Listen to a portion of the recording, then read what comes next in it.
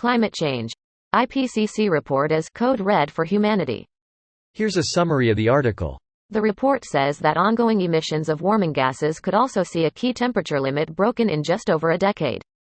If we combine forces now, we can avert climate catastrophe. But, as today's report makes clear, there is no time for delay and no room for excuses. I count on government leaders and all stakeholders to ensure COP26 is a success. The new report also makes clear that the warming we've experienced to date has made changes to many of our planetary support systems that are irreversible on timescales of centuries to millennia. The first of its comprehensive assessment reports on climate change was released in 1992. The new report, from scientists on the IPCC's Working Group 1, is the first of these volumes to be released.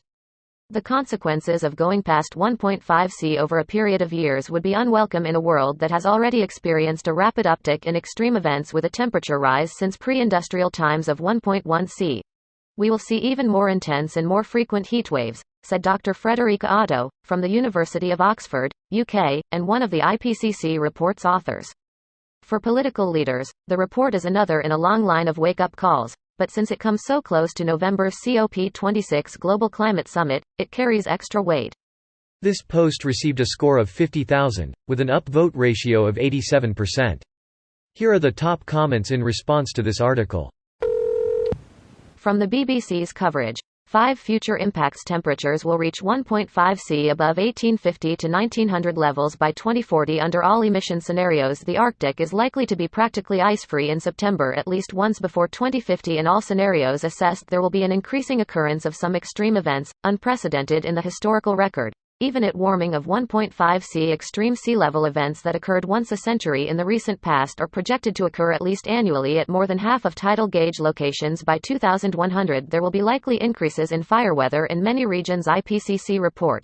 Key points: global surface temperature was 1.09°C higher in the decade between 2011 to 2020 than between 1850 to 1900.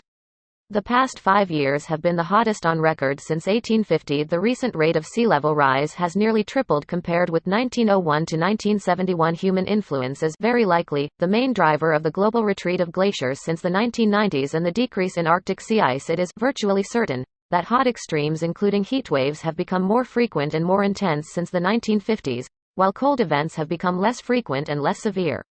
Greater than human influence is, very likely, 90%. The main driver of the global retreat of glaciers since the 1990s and the decrease in Arctic sea ice. Why do I feel like, very likely, is exactly the talking point corporations and climate change deniers will pick to ruin this whole thing for everyone? I fear we'll spend the next 20 years talking about the various ways to interpret, very likely, instead of doing anything. Section A1 of the report outlines human influence on climate. The headline quote is, "It is unequivocal that human influence has warmed the atmosphere, ocean and land. Widespread and rapid changes in the atmosphere, ocean, cryosphere and biosphere have occurred." The section goes on to list human impacts on different parts of the Earth, and glacier retreat is one of those points. That being said, it's useful to learn about the current tactics that deniers are using.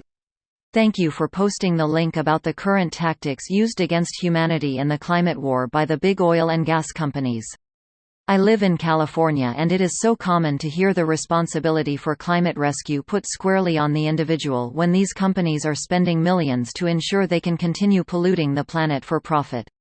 I have seen firsthand how this creates divisiveness among people, and turns it into a competition of who can be more green, rather than uniting us against common enemies like the companies that produce massive amounts of pollution we couldn't even dream of doing ourselves.